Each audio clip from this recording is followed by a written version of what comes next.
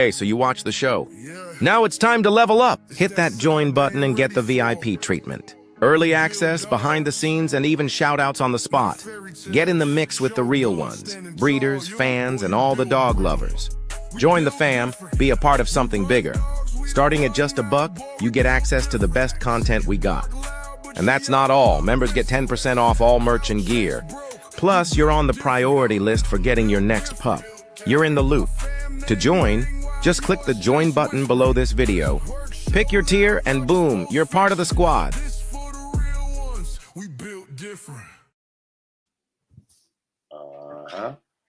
Yeah, what's going on, man? Can't call it, might spoil it, big bro. What's going on with you? Oh, man, it's just another day to get it, man. Back in here like I left my wallet and keys, man. Yes, sir. Yes, sir. Yeah. Yeah, man. What's good, big dogs in the chat? What it do, everybody? What it do? Hey, hard finish, what's happening? Iki in the building, man. Hey, JT, what's happening, man? Salute. Skip. Man. You got that Tony M, man. Big C. Lil J. Lil J on the track. Yeah, man. Hey, Dirty Dog Kennels, what's going down? Yeah. So check it out, fam. Y'all know what this is, man. This is the Shogun Unlimited Network. This is Shogun Bros Coffee Talk, no decaf. This is the home of the Digital Dog Show. We have the competition every month. Check out our website, the official Samurai Kennels, to get details on the competition. Or you can ask the questions in the chat, your choice. Leave a comment if you're watching this on the replay and you got questions. As far as the Dog of the Week, y'all know what we do every Friday, Dog of the Week. And above all, man, you know, building better people through building better animals, and building better animals to building better people. This is binge-worthy content. You can sit here, put it on play, and watch every live from March until now, and just follow the journey with us. You know what I'm saying? The goal is to educate, learn from other people, and make the dogs better, and also build grown men. You know, there's a lot of men that didn't have a father in their life, man, and through these dogs, we're able to communicate with them because the general consensus is no matter where you come from, race, religion, creed, background, religious preference, sexual orientation, it don't matter. As long as you're true about these dogs and you stay true to these dogs, it will teach you the integrity, service, and excellence and skills that you need to be a productive man and a healthy member of our society, the Shogun Army. Salute to everybody in the building. Salute to my brother Big A. Let's get this show rocking. Yeah, man. Yeah, man. You want to show those dogs of the Dog of the Week, man, in the month? Yeah, man.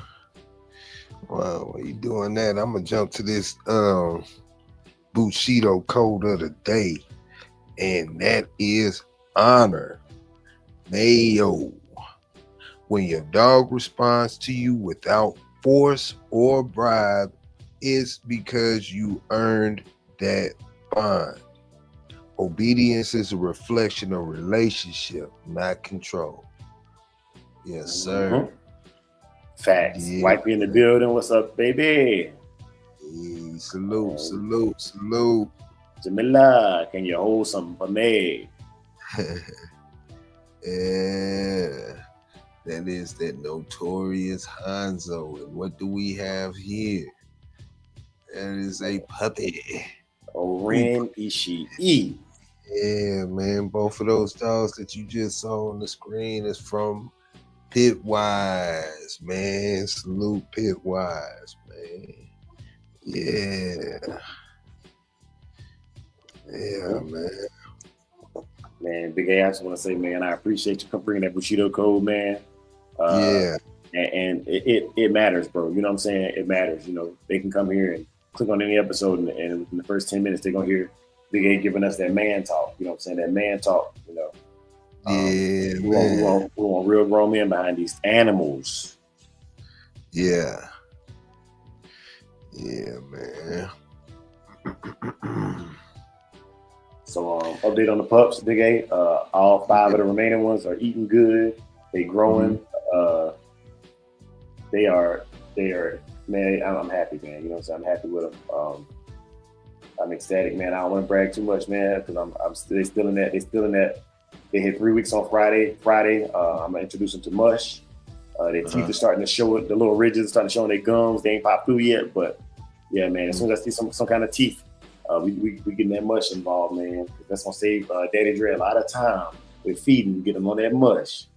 Yeah. Yeah, man. I want my life back, Big A. Yeah. No, you asked for this. You asked for it. That's part of it, man. Look, man, that's what I say about that breeding, man. You got to be crazy to do it, because you this is what you saying today. Next year, 2 years from now, you gonna have a whole different.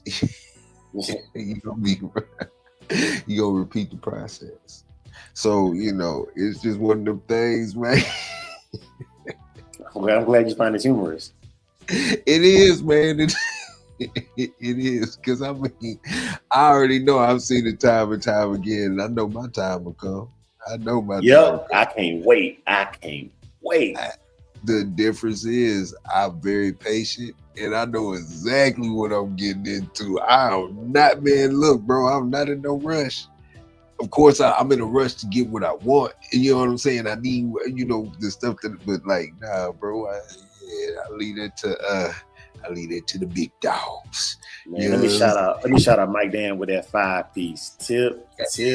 Hey, yo. Yeah. Yes, sir, man. We appreciate y'all, man. Thank you, Mike Dan. You didn't have to, but you did, bro. You didn't have to, but you did. Man.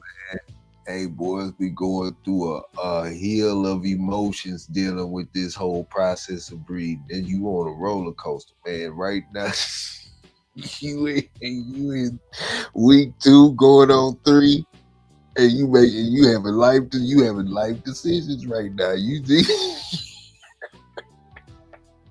All right, I'm the only one laughing, so I get it. I understand this.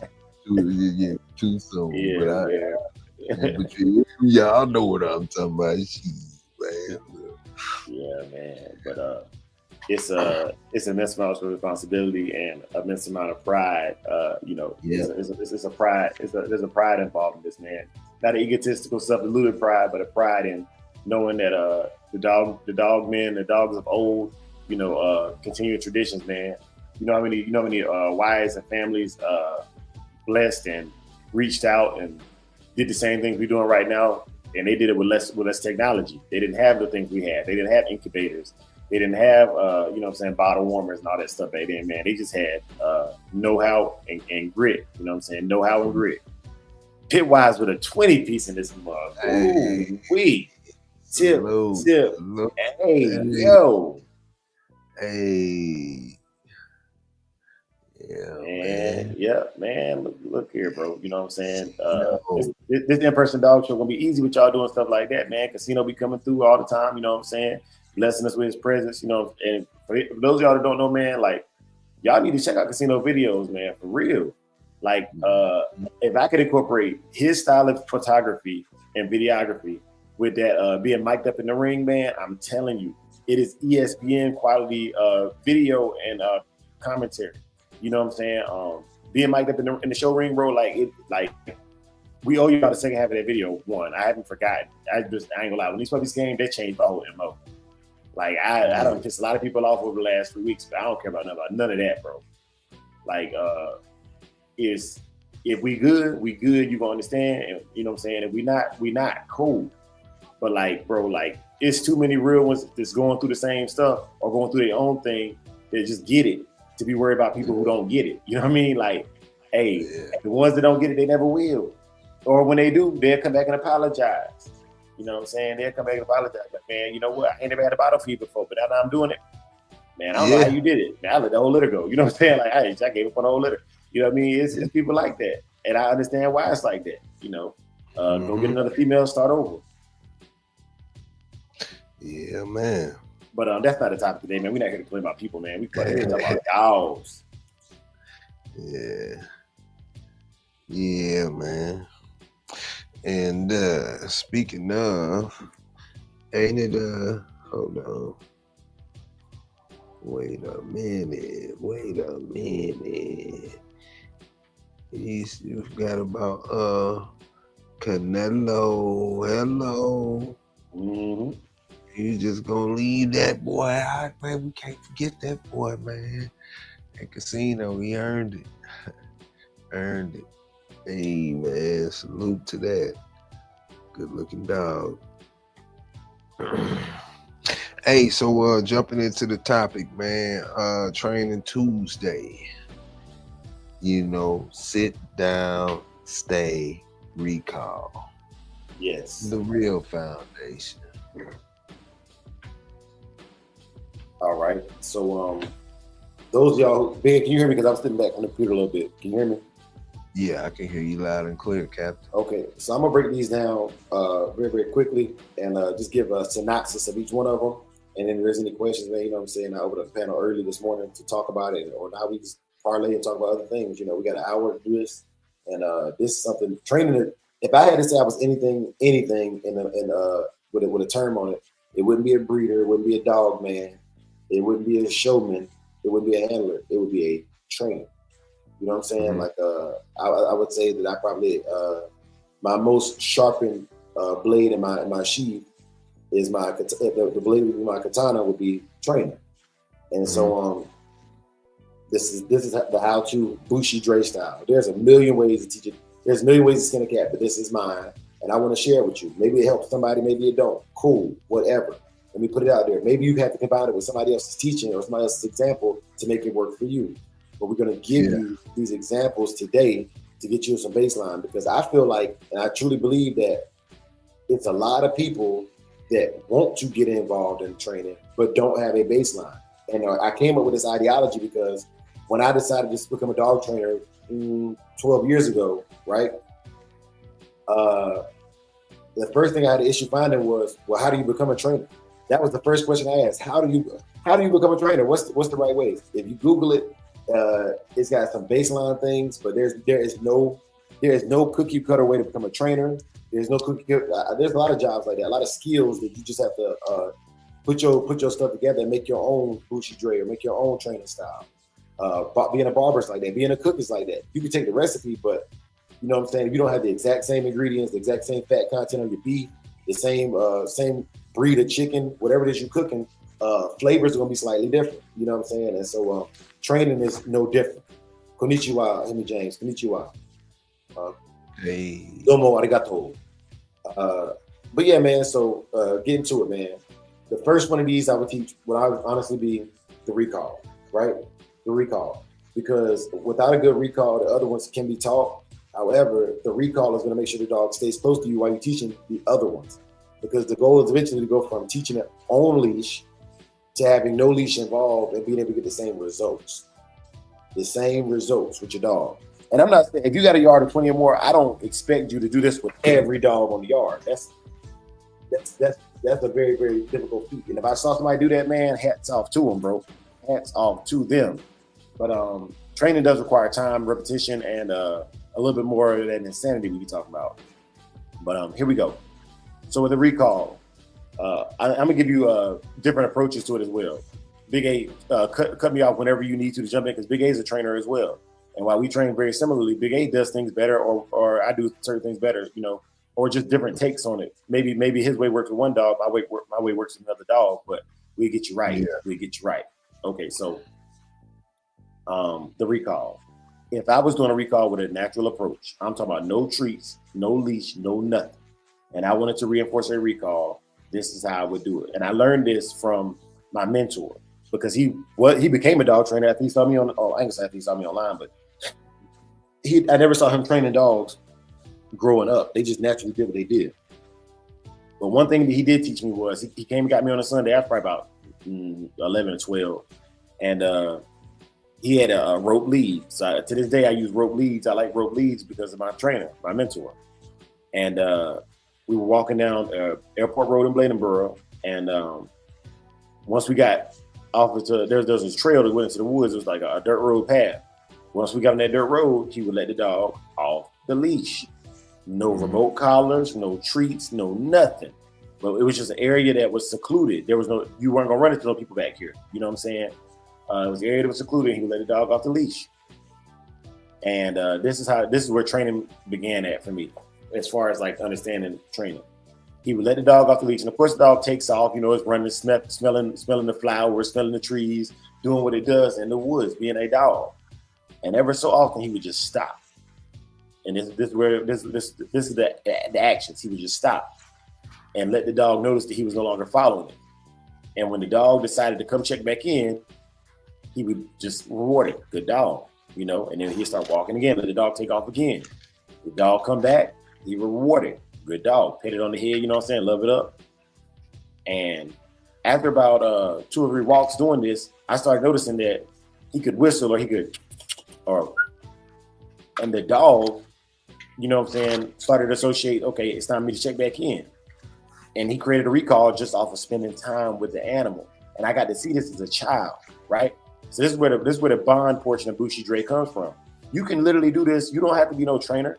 You just got to spend the right time and mark the right things that you like, okay? One thing he never did was when he called the dog, if the dog didn't come, he never got aggressive or raised his voice, because it's actually gonna make the dog not want to come to you.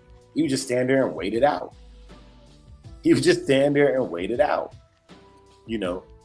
Now, there would be sometimes rabbits would take off and there was a creek. The dog would hit the creek. Of course, the rabbit would ditch the dog at the creek.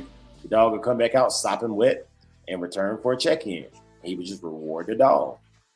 You know, this is done when you got land like that. Where I grew up is real country. You can do that. This is a style of training. You know, it's also built into my Bushi Dre. You know, like with my dogs, to convert it to modern times, when my dogs see a rabbit or a squirrel, I release them. But I use a little bit more protection, the e-collar, because I don't have the vast expanses of land that I had in North Carolina.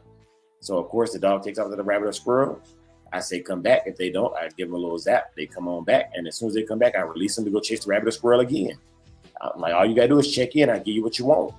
No treats involved yet at this point. And then finally, I use treats. You know, I will, and this is called a restrained recall. This builds the drive where they come flying back at you, right? So for a restrained recall, I get my son or my wife to hold the dog on a leash. I will show the dog a treat, and then I take off running.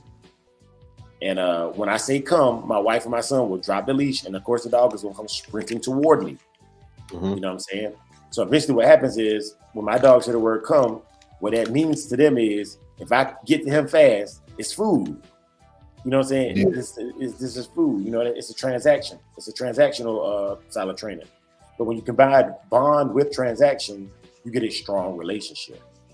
Mm-hmm. You get a strong relationship. And that's how I teach the recall. Big A, over to you. Yeah, man. Nah, that's what's up, man. Yeah, no, that was well said. The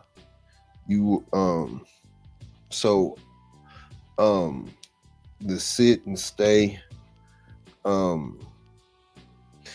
you know, typically going about it, we're basing it off of, it's usually off of, you know, how the dog reacts, or the type of dog it is. You may have a prey drive dog, you may have a dog that typically is a bonding dog. You know, you may have a food driven dog, but just honing it, once you can get the dog to understand or focus on you, then a lot of things become easier. So sitting around with the dog or the pup per se, and filling the dog out, man. You know, that little interaction to feel the dog out. It does, because, you know, for me, sometimes it don't matter, you know, what I'm saying as far as the command. The only thing that matters, you know, is the pitch, the tone, because you could say whatever you want to. You could use a clicker, you could you know, use different languages and all of that, and none of that means necessarily isn't as important as the tone or pitch and the action, the motion that you have in interacting with the dog. So paying attention to the dog, and then I'll just do certain motions or whatever, man, and watching the dog's reaction before I even start to bring the toys or food or whatever into play, to see if it is a bonding dog or where the focus of the dog is. And once I can get the dog to do one of those actions, whether it's sit, stay, lay down, or let it know that it is doing, that's what I wanted it to do, whether it did it on purpose or not, then you can catch the focus of the dog, and then once you got the focus of the dog, man, then the real work begins, because now they're figuring it out. Okay, I understand. And not every dog is like this. You have stubborn dogs that you have to necessarily work for their focus, but typically some things are universal, like the recall. There's plenty of ways to do the recall, but the way you described it, Dre, that's typically one that you can guarantee is going, you can do with damn near any dog if somebody knows how to follow instructions correctly. But yeah, man, it's just usually though, and for me, it's usually once you can get that first command, no matter what it is, whether it is a sit down, a recall, or whatever, just them understanding that, then the door is open now. Now it's time to start capitalizing and focusing on wherever they whatever they are, prey drive, food drive, bond, yeah, because each dog is different. You got different characteristics and whatever, Yeah, man. Another thing is Bushi Dre is a dog training style, but it's also a martial art. And depending on your skill level, I'll give you an example, Big A. And this is something I never really talk about. I don't ever remember mentioning this to you or the internet. Mm-hmm. There becomes a level of bonding with the dog where, for example, when I get ready to feed Saki and Kazi, yes, it is repetition. But even if I don't have the food bowl in my hand and it's feeding time, I can go out there and look at my dog a certain way. No hand signals, no verbiage. I can look at them a certain way and they will sit down. I cannot make this up. I'm gonna have the caption on video. You know what I'm saying? Like, I'm gonna have the caption on video. Like, but I'm like, okay, you better sit down and chill out. You know what I'm saying? Look, just like with your kids. You know what I'm saying? With your kid, like your kids know, okay, I'm wilding right now, and then they know, okay, Daddy ain't playing. You know what I'm saying? Daddy is not playing. Like, and my kids are saying they go naturally sit down and have a good one, man. Salute, Dick, man. Have a good day, bro. Hey, salute. But with the sit specifically, that's when I first realized what I'm talking about, that stare down. I was taught as a child, don't make eye contact with it. This is, old wives' tales. Don't make eye contact with the dog, you know what I'm saying? Because they remember that he'll come back and get you, you know what I'm saying? This is stuff like, and I wouldn't make eye contact with the dog that I'm antagonizing. When I'm decoying, I don't make eye contact. You know what I'm saying? But they say no touch, no talk, no eye contact. That's the Cesar Millan philosophy, and I believe in that heavily. But with my own personal dogs, man, I definitely will make that eye contact and let them know who the alpha is, the stare down. And typically I can get a behavior out of it. Even if they're not acting right, I can get the behavior I want out of them because of my presence. Physical presence is another thing I use for the sit. And we're going to break down the sit real quick. Okay. The sit for me is dumb easy. The sit for me is dumb easy. That's probably the easiest one to teach. That's why I don't put a lot of emphasis on teaching the sit. Most dogs are going to actually sit down when they're tired anyways, or lay down. So it's a natural movement, a natural behavior. And so with the sit, I use treats. Sit down, I use treats. With the sit, I take the food, place it in front of the dog's nose, go up and back. Up, like I'm going up and over his head, but slow, really, really slow. Like it's Tai Chi.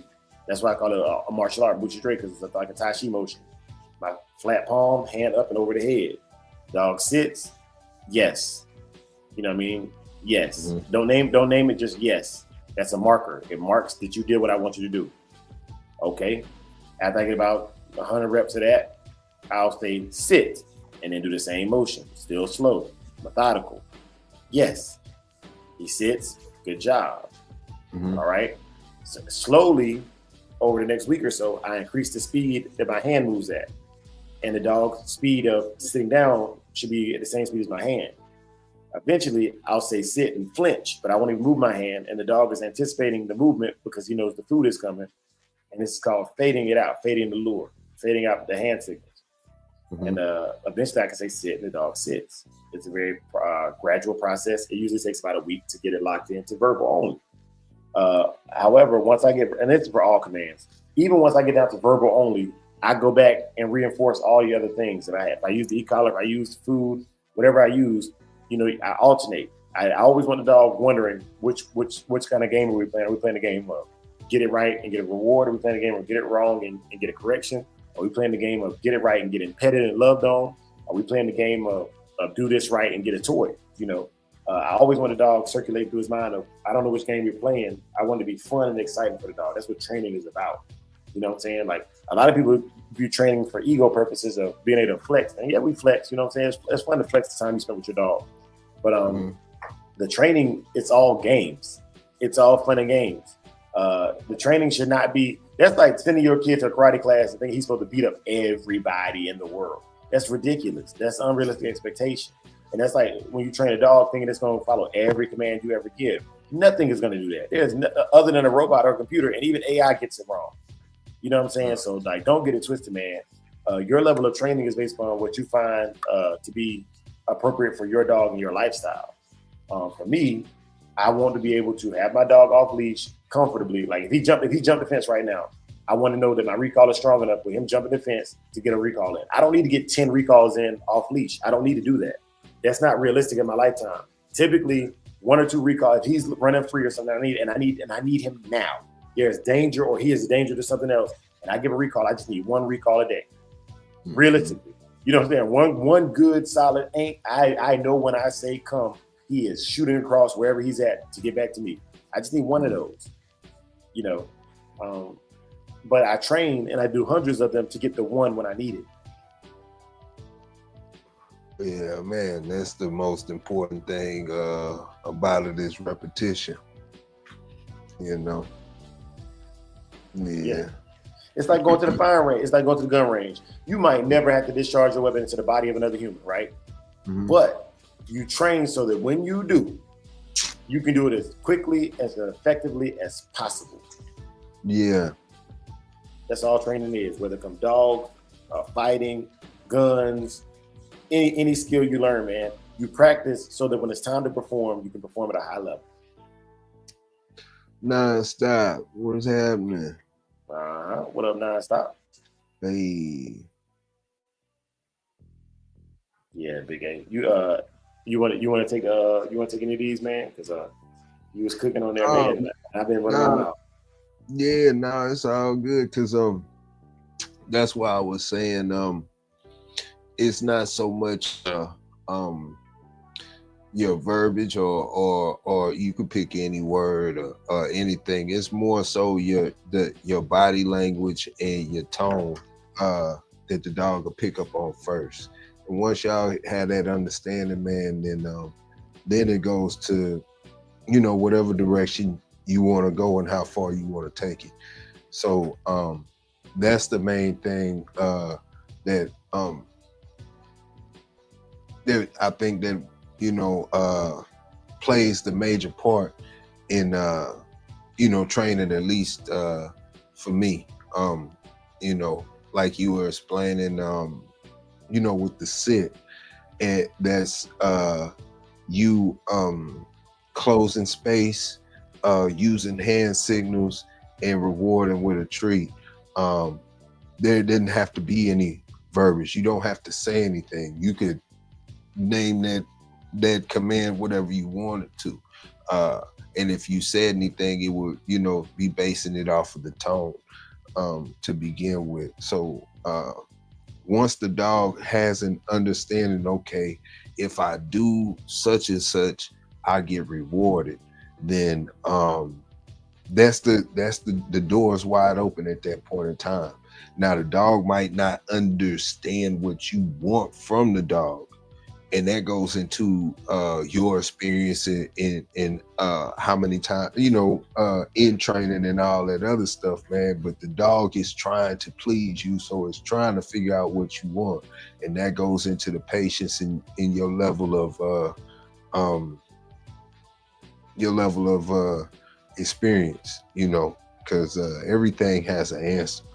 Everything has an answer. It's just, do you know it or not? Yeah.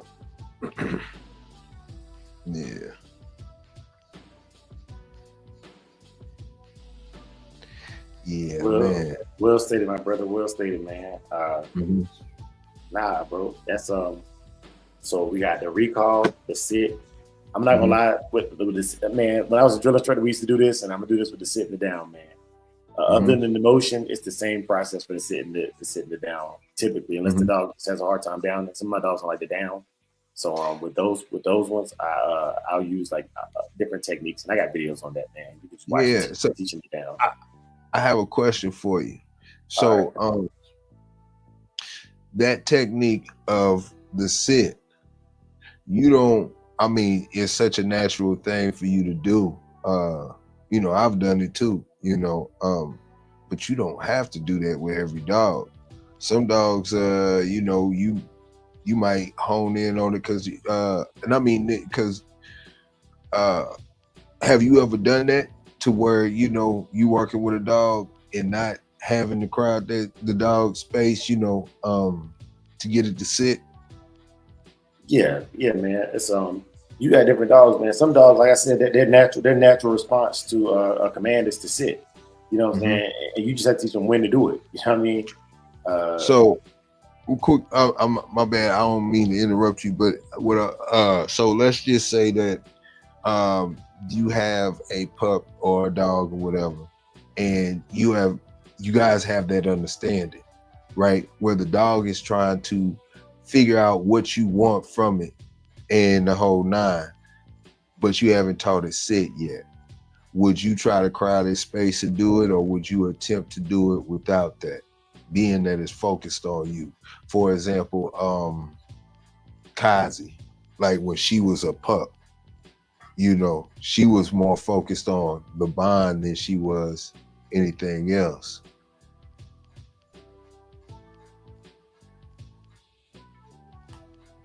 You're gonna have to break it down for me in a different way, bro. Okay. So you just said how you typically go about training a dog how to sit, right? Yeah. Okay.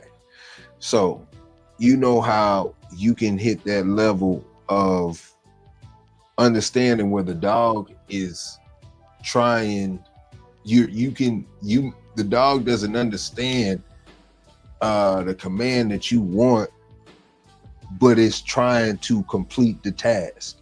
Might be all over the place. It might be doing something completely different, but it's trying to figure out what you're saying.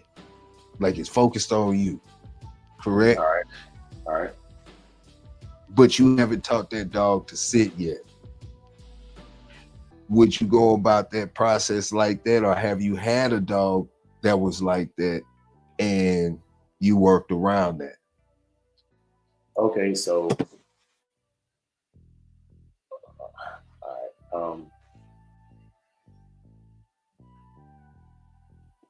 basically, because I get it, but I don't get it. Like the way you're describing this, I'm like, let me just say, I answer the best of my ability. Go ahead. No. Okay, so all right, I got you. Check this out. I have a certain way, or certain ways, because I have multiple ways of getting dogs into the car when and sometimes on their own, without picking them up and putting them in the car, introducing them into the car. Some dogs I've had, not just Michonne, was timid, of objects, especially kind of moving objects, not animals or anything like that.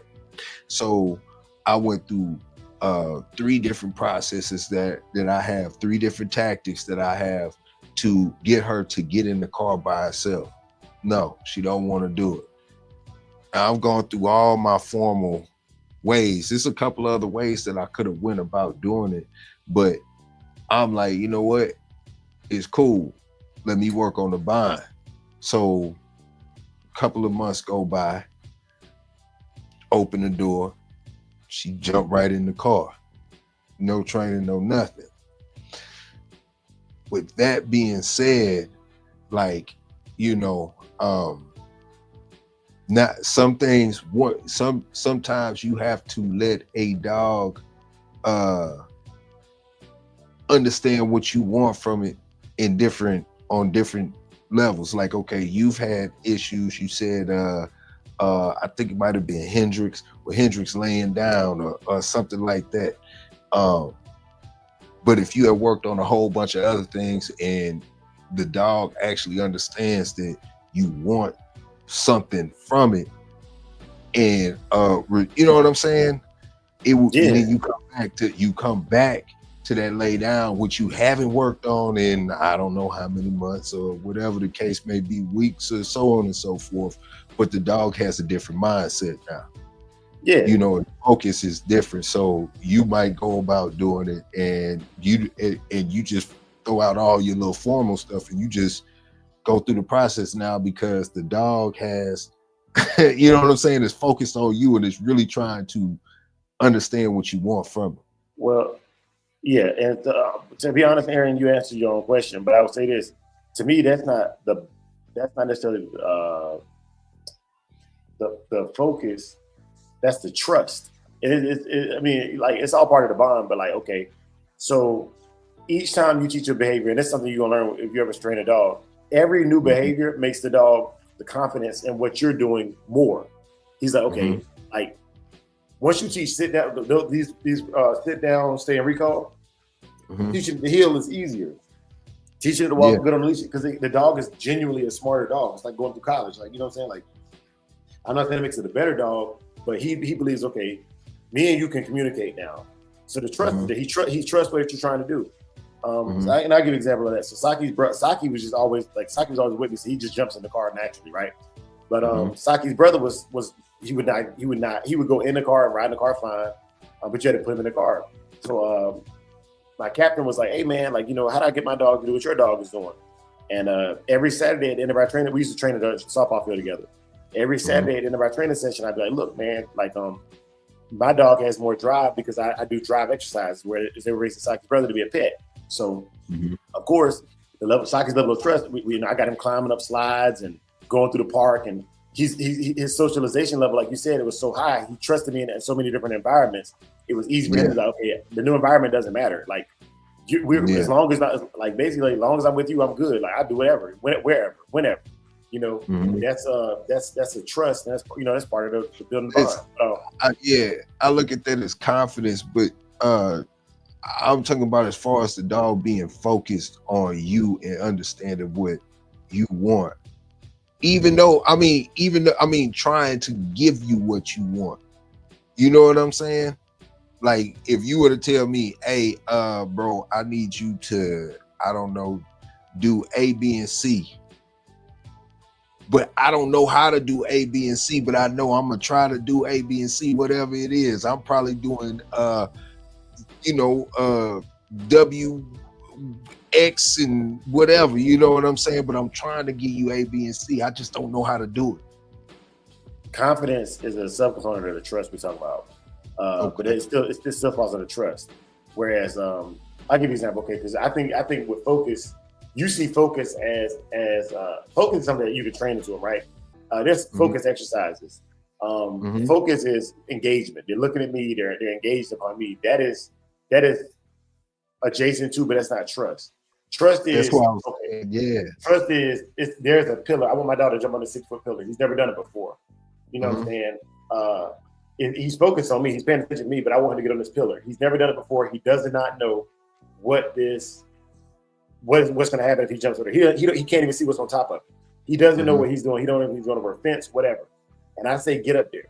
And that dog looks at me and goes, all right, boom, springs up there. That dog trusts me that, okay, I need to do what master says because I know that master ain't never let me astray. That's trust.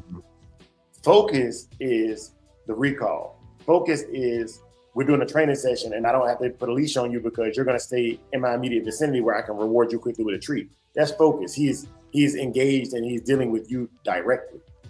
To me, you know what I'm saying? That's my definition of focus. And so I say that very, very loosely because that's my definition of these terms. And while I don't think you're wrong, I'm just like, from my perspective, like, you know, I would identify different things as different. You know what I'm saying? Some people say we had a conversation of heart versus game.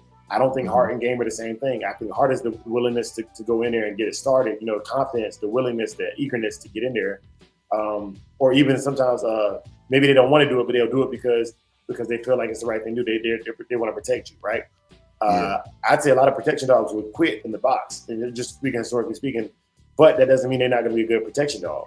It's just saying that, like, you know, self-preservation is still relevant in a protection dog to whatever degree. Let me read this comment from brother. Go ahead, bro.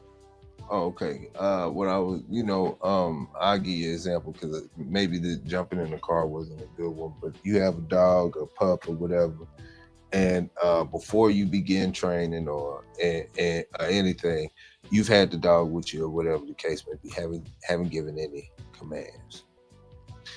The pup sits naturally. It wasn't no command or anything. It just pup sits, and you praise the pup immediately.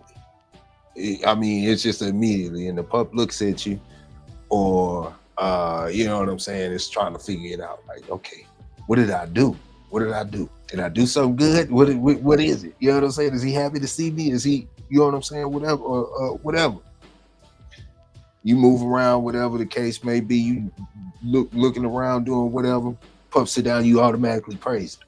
Boom, boom, boom, boom. Now the pup is, you know, it's like, hold up. You know what I'm saying? Okay, I'm figuring it out. And you know, when you catch it every couple of days, this is no cry in the space, whatever. You praise it. You know what I'm saying? And you give it a name.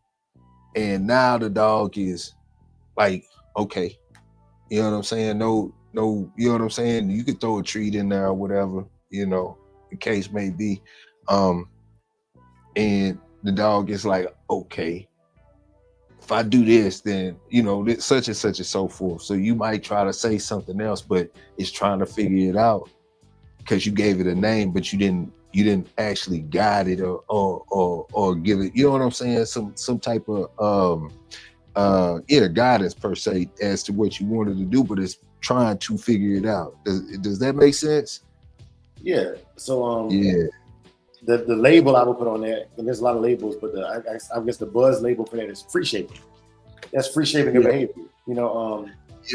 Well, and, I'm saying that because, like, some things naturally with the dog, if you because if you did that off the bat, you know what I'm saying, you could capitalize on that, and you still did whatever you did, you know, naturally, like, you know, even if you were to crowd the space, sometimes you wouldn't have to do that. You know what I'm saying? Because of you know what I'm saying? Yeah, I know what you're saying. Yeah. I'm telling you right now, what you're talking about to me is free shaping. I don't have the patience for that.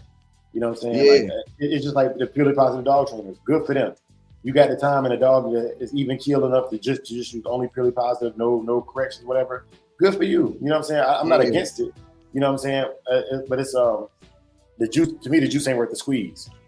Yeah, no, I'm not saying that, I wouldn't even call that positive training as for you. I think that's the extreme level. I'm saying, for example, you walk through, you have the dog, you bring the dog through the door, or you walk into the yard, you get the dog or whatever the case may be, and the dog sit down and you praise it. Boom. You know what I'm saying? You go about your business, you still doing whatever the case may be, and it might be a couple of days, but every time you see it and they sit down or whatever, you praise it. Boom. And you training all around everything else or whatever, but the dog is starting to understand, okay, I'm focused on him now. Even though, you know what I'm saying, it ain't a time frame, it's you might do it once or twice and the dog is figuring it out. You know what I'm saying? Yeah, and I'm telling you right now, like there's a style of training like this called free shaping, the way they do that. I know we've talked about that. We've talked about that where you sit around damn there for about 15, 20 minutes waiting for the dog to do an action. You sit there watching the dog, and when it does it, no, I'm not talking about it. You marginalize it because I don't like free shaping. So when I explain it to you, that's how I explain it. But I'll give you an example. Yeah. When I was trying to teach BJ to down, BJ did not want it down. So one of the things I did was I wouldn't wait around. I would walk him out or exercise him to the point where I know he was going to fall out and lay down. Yeah. And then when I knew he was going to do it, I would just say the word down before but like he's about to lay down anyways. Down. Yeah. As soon as his body hit the ground, yeah, good boy. And I would mark it. I created, instead of using food to create the situation, I used his exhaustion to create the situation for him to do it down anyways. Right? Yeah, we talk about the same thing. We talk about the exact same thing. It's just different it's just different levels and forms of it. It's just catching it at the right time or creating that situation. Yeah. You know? Yeah. Like it's because like through formal dog training or whatever, right? Like you learn of a lot of these techniques and you decide which ones you're going to use and which ones you're not going to use. You know what I mean? And that's free. Like I said, free shaping to some people is cool. I think free shaped dogs, when they're finished, are better dogs. Like their overall behavior and obedience is superior. However, the process of getting there is, you know what I'm saying? That's where I'm like, man, like that would be something that one, the dog would have to show a natural aptitude, right? A natural like just smarts. And, you know, like like that's. Yeah, those. I think free shaping. Honestly, if you were really going to attempt to do that, it would have to be with a highly intelligent dog, and you would have to have that level of confidence to do it, because a highly intelligent dog can be the slick one. You know what I'm saying? So intelligent it can outsmart you. You know what I'm saying? Yeah. But that was I agree. Like, and I get it. You know what I'm saying? Because like with you, I think that you would be a good candidate for somebody who wants to free shape, because the art of it for you would be worth it. You know what I'm saying? And the results, I'm Tai Chi. I go with the dog, man. The dog, if it's, you know what I'm saying, whatever's the easiest route to go, I go that route. However it is, whatever's easy, if it's prey, if it's food, if it's bonding, whatever the easiest route, that's the route I go. And not every dog. And if the easiest route is for me to be extreme with it, then that's probably a dog because I gotta spend too much time with the dog. I gotta do too much. You know what I'm saying? Yeah.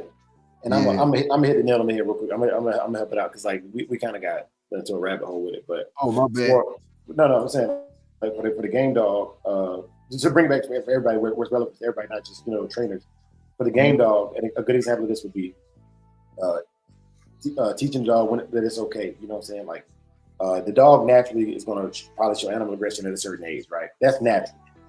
You want to increase that and make it something where you say, get him, and the dog, he's seeing the dog, he start growling, he start barking, that's free shaping. You know what I'm saying? Like a lot of people don't realize, man, like that's the dog training label on it. You see a behavior, you want to increase that behavior, increase the chance to get that behavior.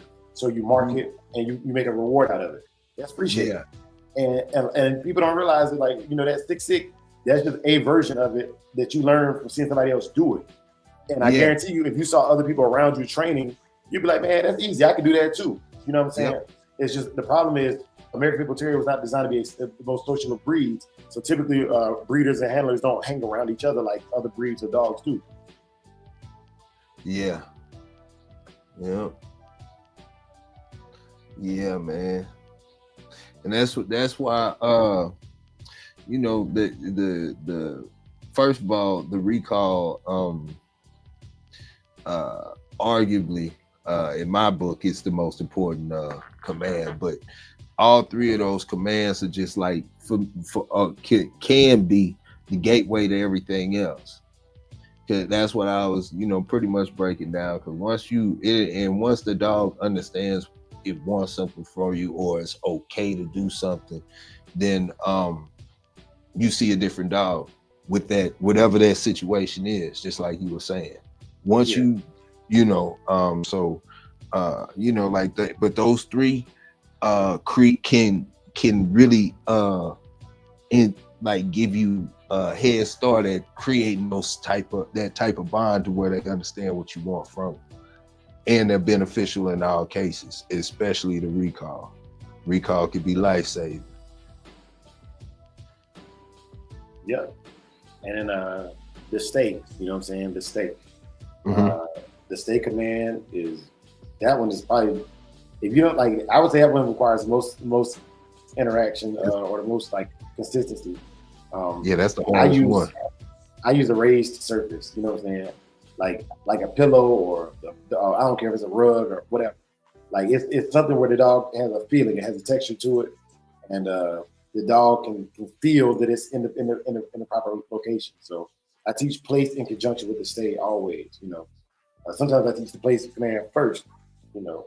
Another thing I use the crate to teach the stay. You know, I put them in the crate, or I teach them to go in the crate, and then when they try to come out of the crate, I just close the door and say, hey, you know, no wait. Yeah. Wait. And then eventually I can leave the door open to the crate and they'll sit there, you know what I'm saying? I'll say stay. And then I'll release them. You know, once I know they'll stay there for a few seconds, I don't keep it there long. Like this is not, I don't go with a puppy and try to make him sit there at the doorway of his crate for 30 minutes. I'm talking about like just, you know, a 10 count, you know what I'm saying? And then, okay, and release him. And he learns, all right, cool. Like I just sit here. Eventually he gonna let me move.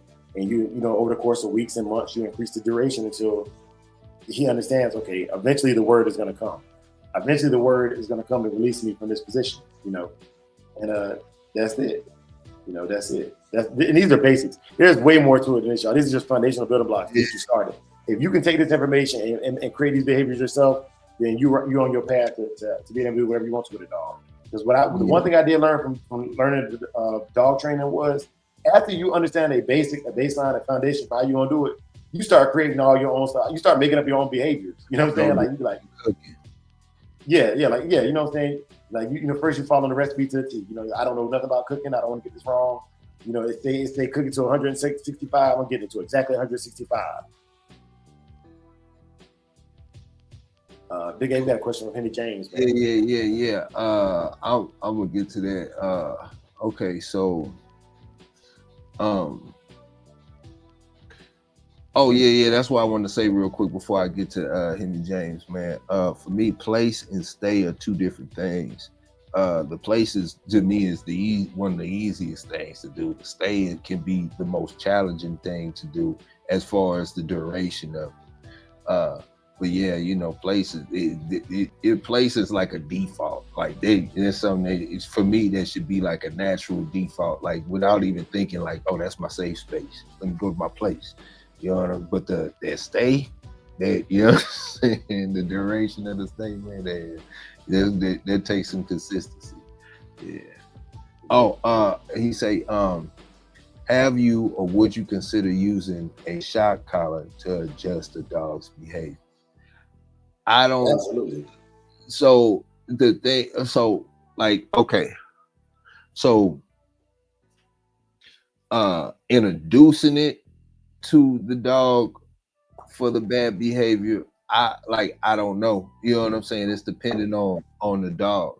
But as far as having the dog to a level to where it really understands, once it's a full understanding of what I want from that dog, typically around a year, 8 months, 7 months to a year. Once the dog has a full understanding, then I'll introduce the shock collar to the dog, you know. But as far as like certain behaviors, it depends on what the behavior is, and it depends on what the dog is doing. Yeah. All right, so let me introduce y'all to the modern age shock collar. The modern age shock collar typically has 3 settings. Typically has a beep, a vibrate, and a shock setting, right? Yeah. Right. And so modern trainers have in the last couple of years, I didn't see this about 5 years ago, and I might even do this with my puppy this time. Instead of using a clicker or a verbal marker like yes, or a clicker to click, they've changed the beep from a initial correction to the marker. So you got your remote collar on the dog. You tell it to sit. It sits. Beep. Treat. You know what I'm saying? So to answer your question, the original question, Henry James, absolutely. And that's right, Dewan. Because Big A, I think that I don't know. I never like. I can tell based on your approach to it. I've never done that. I could tell by your approach to it. You know what I'm saying? Because like a lot of stuff I've showed you, a lot of stuff that I know I have not showed you. You know what I'm saying? Like, and it's the same as your clicker. Instead of having to have a clicker, if you're going to introduce the dog to an e-collar anyway, you can take the prongs off the e-collar where it won't even shock the dog. Like, you know what I'm saying? All you have is vibrate and beep. And the beep will be your positive reinforcer, and then your vibrate will be your negative reinforcement. I get teaching the state, for example. I get my dog on my corona mat and teach it placed. Okay. If he steps off the corona mat, I vibrate. He steps back onto the corona mat, beep. You know what I'm saying? And beep and get him on a treat. You know, so it's because originally people were using the Kohler method only or e-collar for corrections only, but it doesn't have to be that. And this is where like your way of thinking has the like, if you're gonna be in the dog training industry, you got to stay on top of what's hip right now, and that's the new hotness right now in the dog training world. You know, so yes, I do use it. And for people who think it's cruel, I also will let my dogs grab a raccoon, grab a pig. You know, if another dog jump on them, I will let them defend themselves, right? So as far as in comparison to the level of pain that those animals might bring to my dog or harm they might bring to my dog, the shock collar is infinitesimal in relation to that. So for all my people that are anti shock collar, but will let their dog will sit their dog down in the box where they know it could possibly die, your judgment is futile. You know what I'm saying? It's futile. And I'm not saying one is right or one is wrong. I'm just telling you that the perspective of it, when you look at the scale of the level of pain being influenced, most shock collars that I buy for my dog, I will shock myself with them first just to see what it feels like. You know what I'm saying? And if that's not you, cool, that's not you. Maybe you should put a shock collar on your dog. Just like police, they get tased to carry a taser. They get pepper sprayed to carry pepper spray. You know what I'm saying? How you gonna do something to somebody else that you don't know what it feels like yourself? You know, that's my personal belief on that. You know what I'm saying? And there's a lot of things like understanding the working level of your dog. Most shock collars have levels. You could, like mine goes 1 to 100. You know what I'm saying? And for a softer dog or a puppy, I would never implement a shock to that dog. You know what I'm saying? It's all about positivity and reinforcing the behavior. And then even as the dog ages and progresses, my level of correction will go based on the dog's up. Some dogs you put it on 1 and shock them and they will scream. Some dogs, my dogs, it's got to be on 90 or better for them to react. It's got to be on 90. Like they like 80. What is that? I eat that. I'm still gonna chase this rat. You know what I'm saying? Like you gotta, boom, you gotta hit them with a quick correction because one good correction makes 1,000 bad. It's better than 1,000 bad ones. So that's my take on the e-collar, man. Like I'm going to use it. I continue to use it, especially if you're gonna be in business. I think that for you to be a full-time dog trainer, you don't have to use it. But if you like me, where you got to get training in, where you can get training in, and you got your dogs and other people's dogs, you got to find something a medium that you know is going to work quickly. And then one other thing, Big A, and I'm gonna shut up. There was a brother that messaged me Sunday and was asking me about his puppy showing food aggression. I'm gonna tell you right now, for me, that's not even a question. You show me food aggression one time to me or my kids and my wife, and I'm giving you the highest level correction I can give you one time, and I'm gonna break that immediately. It's not a question. It's not a question of cruelty. It's not a question of what's right and wrong. It's this behavior has to stop right now. It's just like if that dog is biting a human being. This behavior has to stop in this moment. You must stop right now. And I'm hitting them with the hardest, longest shock I need to for that dog to sit down or whimper or whatever he got to do and realize that food aggression is not going to get him fed. Now, mind you, there's a lot of other factors in there as well. Like if I've already tried increasing the food so the dog doesn't feel like it needs to guard the food, that's the first thing I'm going to do. Maybe I'm not feeding the dog enough. Nutrition. I told y'all I've had dogs with growl at people and I didn't realize they had a thorn in them. You know, they were actually hurt. They were feeling pain and I didn't know it. All of these checks have been done. This dog is just showing natural resource guarding. He's naturally showing aggression. He's naturally showing alpha mentality. Yeah, I'm hitting him with that e-collar so hard that he never thinks about growling at me again. And if he does growl at me again, I'm hitting him with it again and again and again and again until he realizes that this growling serves no purpose. What you're doing serves no purpose. But that's my take on that. Take it or love it. You know what I'm saying? Take it or leave it. Take it or love it. You know what I mean? He said, Dre, what brand e-collar do you have? I use an e-collar called Pet Trainer, and it's a straight up Amazon. You know what I'm saying? They're like $40. It comes with two e-collars, two e-collar bands, and one remote. The remotes are reprogrammable, so if I lose the remote, I can just order another remote and reprogram. Mm-hmm. Yeah, man. But as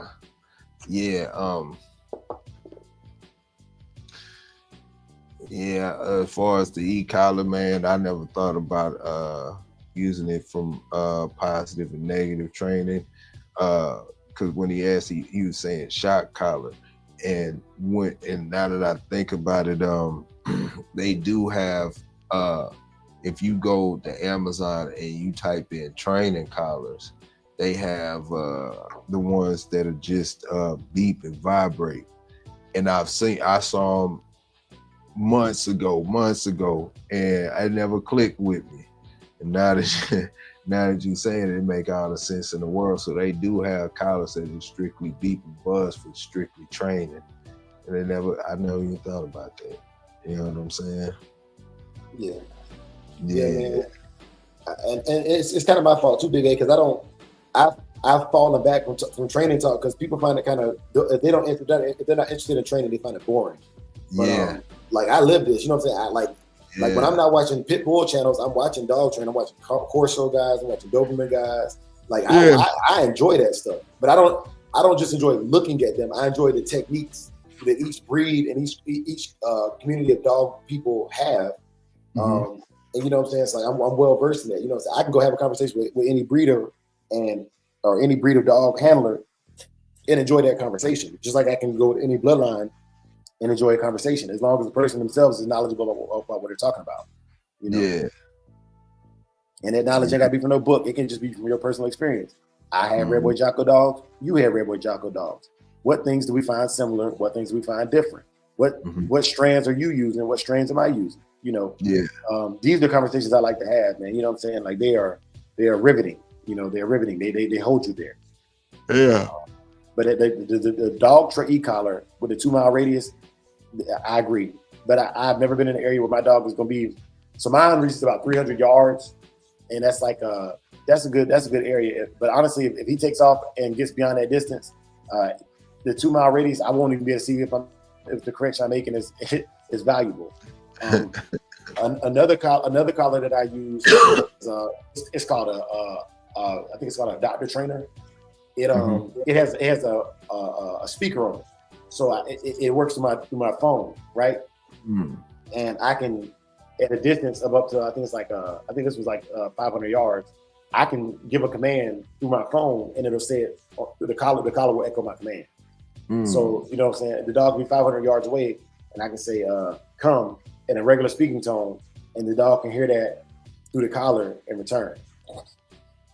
I'll tell you something else I do with my dogs. To reinforce my voice commands, my cameras, my exterior cameras have speakers on them. I'll give Saki a command from inside the house, talking to my phone, like sit. And if he sits, I'll go outside and reward him. So basically, I don't have to have a line of sight to train. You know, these are modern techniques I never talk about. I don't share with people, but you know what I'm saying? Like I really do this. I think it's called Dr. Trainer. It has a blue. It looks like Pet Trainer. It has a blue symbol on there, and you know what, Doug? I do you one better. I'll send it to you. I'll send you a picture of it and everything, and you know what I'm saying. And I'm super cheap. None of my equipment I buy is the creme de la creme of the equipment. You know what I'm saying? Like my sleeves are under $120. No, I've never bought a collar that costs more than $120. These are things that I'm like, bro, like I'm a Walmart backyard breeding self-taught dog trainer, and I will take my Walmart brand and my Amazon brand, and I go up against the best of them. You know what I'm saying? And I have no problem saying that to anybody, because at the end of the day, I believe this, man. I believe that the one thing that I have advantage of is everything that I'm using is developed by me for me specifically. You know what I'm saying? Now, there are techniques that I've learned that make my strategy, my Bushi Dre's training style better. And every time you talk to me, I'm gonna be a better trainer than what I was yesterday because I train daily. But yeah, man. But I'll shoot it to you, Doug, because I really like it. Like I said, you can talk through it. You can, it has a, it's actually, this one is a bark collar, but I use it as an e-collar when my e-collar is not charged, because you can administer a manual shot with your phone. It has an app, so you can do beat, buzz, and shot from your phone with this collar. What I'm talking about, but it's actually an automatic bark collar that you put on the dog that will automatically. You can set it to a certain decibel. So like my dog is whimpering or barking for food, he's not as loud as when he's barking at somebody across the fence. So you can set it to a certain decibel, and it won't affect your dog until it reaches a certain threshold. So your dog can because my dogs, when they're inside the house, I want them to whine and let me know they got to go to the bathroom. That noise level is not going to be as high as them barking because they want to go play, you know. And it's honestly, if I had to get one tool, that one would be the one, because it does both. I don't have to be home and present for it to correct nuisance barking, but I also don't have to. I also can use it for everything, and they have a version of it that has GPS on it as well. So if you took it in the woods, it's waterproof. You can take it in the woods too. Like, it's a very, very versatile collar. You know, a very, very versatile collar. And without shouting out their brand, Doug, I'm gonna get that to you today. And you know what I'm saying? Just hit me up on Instagram, remind me, because when I leave here, I go straight inside and get my uniform on to go to work. But yeah, man, I never really talked about it. I started doing reviews on collars, and I got bashed so bad about it 3 or 4 years ago. I stopped talking about equipment on my channel. But yeah, man, you asked the question, I'm gonna give you the answers. Nonstop said something real too. I like that. Nonstop said, start your own affordable training line, equipment line. So I'm gonna tell y'all, the biggest thing I have about business is QC in it, man. I'm very sensitive, man. That's why I don't really cook for anybody that's not family or friends. I'm actually I bartend. I'm a certified bartender in the state of Texas. You know what I'm saying? I'm a Tab C certified bartender. So I can make drinks. You know what I'm saying? And I can mix it up with the best of them too. And believe it or not, I actually got certified as a Tab C certified person through the military, because I was working the Valero Open Golf Tournament. And anyways, long story short, most of the things I talk about, I have street education and formal education on them, and I'm still sensitive about them. So like, as far as getting equipment, I'd have to get the equipment, use it for a year or two myself, and then want to market it. But I want to know that it's going to last you at least a year, and I'm going to sell it to you at the cheapest price I possibly can. I believe in that. Like, I believe that the community I'm in is not a rich community. We're wealthy in knowledge and skills, but it's not a rich community. And while I would like to make the Ferrari of dog, for all my other stuff, man, I want to make the Chick-fil-A. I told you that I want to be Chick-fil-A. Everybody can afford it, you know what I'm saying? But it's still going to be equal quality no matter what state you're in. Big A, I'm sorry, Big A, I got carried away. Go ahead, bro. Yeah. Dewan mentions positive and negative training. Which method do you favor, and can you give an example of when and why you implement either? Both. It's just, I don't know how to explain. I just go. I'm like water, I guess you could say. I just go with the whichever. I think that if you have one particular style of training, it puts you in a box, and sometimes you'll be pushing against the grain to try to get something done, then versus being able to be open and learn different training methods or understanding the dog better so you can capitalize on the direction of the dog. So with that being said, I think it goes by the dog and your level. So what I use is called balanced dog training. I use positive reward, negative reward, positive punishment, negative punishment. Yeah. And it like Big A said, it's based on the dog and the action, right? If it's something severe like food resource guarding against me, the person that feeds the dog, I would use a positive punishment. I'm gonna give you something. I'm gonna give you something. Positive means giving something. I'm gonna give you something that you don't like to reward that behavior with a negative reward, right? So it's gonna be, for example, the dog growls me while I'm feeding him, or you know what I'm saying, or I try to take a food bowl, he growls. Boom! I'm giving you something. I'm giving you a stern correction, right? The dog, on the other end, positive reward. The dog does something I like, I give it food or a toy or something it likes. I'm adding something to it, positive. Negative punishment is I'm taking something away. So my dog, I say down, my dog sits. I take the food and put it behind my back, right? Not super mean, but the dog's like, okay, whatever I did, got the food taken away. All right, you know, and then a negative punishment is okay. I decrease the length of leash that he has. So like, okay, he was on a 6 foot leash, but he wants to go ahead of me, and I want you to stay right here beside me. So I decrease the leash and I tighten it up. Now, all of these things combined together build what I call a balanced dog training style, where okay, the dog does good things, I want to reward it, and I want to reinforce it based upon the level of work that he did to earn that, to achieve that. If I tell him to sit and he sits there for 3 minutes, that's going to be a high level positive reward. I call it jackpot. I give him multiple treats for that one sit because that's his payment. It's a transactional style of training. So yeah, balanced dog training is what I use. I use positive and negative rewards. I use punishment and positive things, or food and things of that nature, to reinforce the behaviors I like. That's right, Casino. That's right. Negative punishment, taking away his freedom, taking away his space. You know. But yeah, man, that's my answer to that question. I hope I answered it effectively. Yeah, man.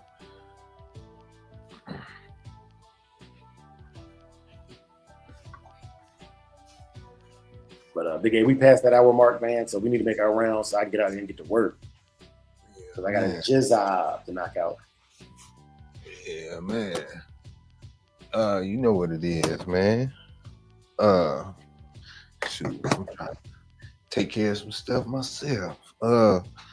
Man, appreciate y'all kicking it with us this morning, man. You know what's coming up next, men at work at 10 a.m. Central. But other than that, man, what's going down, Dre? Man, y'all already know what it is, man. We here every morning at 4:30 Pacific Standard Time and 7:30 Eastern Standard Time. If you're in between there, please look at your time zone and find out what time that is. You can also subscribe and find out by hitting the notification bell and get notified every time we live, every time we post. For information like this week's topics, you can go to our Facebook page where I've already posted the rest of the week's topics, so you can already go in there and know what this episode is going to be about. You know what I mean? Come in there with your questions, or if you want to jump in there, you can jump in there. I said I was going to drop the link today. I lied. I didn't get to it. Like this was a topic I feel very passionate about, and I could go on for hours about training. But yeah, man. Yeah, man. That's right, Doug. It's not always feasible, especially with that Zach George style of training, man. You know, he get a lot of smoke for it, and a lot of dogs he works, that works for them, but it don't work for everybody. So yeah, man. Yep. You know, there's some softer dogs where, you know, raising your voice is enough of a correction, and that's all you need. You know what I'm saying? My dogs ain't like that. You know what I'm saying? My dogs ain't like that, and I don't want them to be. I don't want them to be, because I want a dog that will protect. And if raising your voice is gonna scare the dog off, we got a problem. Yeah, man. And speaking of, man, we probably gonna have to come back on Tuesday, because, man, you know, we can talk about this all day, man. So Training Tuesdays it is, because we got to talk about the other side too. You know, in positive, some people in positive, negative training, some people might take it to another level, and knowing the balance between breaking the dog's spirit and, you know what I'm saying, or confidence in the process. That's something we could talk about at any time, but we could talk about training all day, every day. For me. Yeah, man. This has been another positive dog show on a positive dog network, on a positive dog channel. So with that being said, man, I want to leave y'all with a benediction. Peace and blessings to everybody in the chat. Peace and blessings to everybody watching this on a replay.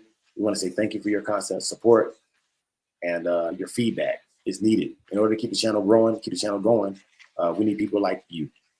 For those of y'all that pray, please bow your heads with me. If not, you can leave. There's no smoke. But here we go. May the Lord watch between you and me while we are absent one from another. Amen. Amen. For the love of the dogs, for the love of the game. Peace. Peace. Yeah. Beat drop slow, head not flow. Blood don't lie, it's that old yellow line. Sack it from the south, Michonne on the rise. Boogeyman bark, leave a mark every time. We don't breed for clout, we breed for spine. DNA thick, can't clone this pride. That Shogun blood, yeah, the legends don't die. Started with Boogeyman, ghost in the chain. Locked in the game, never move for fame. Old mountain lions run deep in the flame. Sock about the fire, Michonne brought the name. Then came fat boy, muscle in the frame. Man, hard, put respect on the name. Shotgun smooth, but the work insane. Sugar sweet jit, but a bite ain't tame. Kiki in the back, had a game in the veins. Gatorade heavy, ran it straight through the rain. Red ninja close, watch him work in the lane. Renegade rider can't hold that chain. Blood don't lie, it's that old yellow line. Sock it from the south, Michonne on the rise. Boogeyman bark, leave a mark every time. We don't breed for clout, we breed for spine. DNA thick, can't clone this pride. That Shogun blood, yeah, the legends don't die. Ain't no luck, just grit and grind. Every dog here put work in time. Lady Rage got that fire in her eyes. Red alert taught us how to recognize signs. Blood heavy like a 2-ton chain. Everything proven, no need to explain. They asked what's in it, that yellow campaign. Built off real, we don't fake no strain. Second with the flame, Michonne lit the wick. If you know, then you know that line too slick. From the field to the show, every move so thick you can't blueprint this. It's the legacy pick. Blood don't lie, it's that old yellow line. Sack it from the south, Michonne on the rise. Boogeyman bark, leave a mark every time. We don't breed for clout, we breed for spine. DNA thick, can't clone this pride. That Shogun blood, yeah, the legends don't die.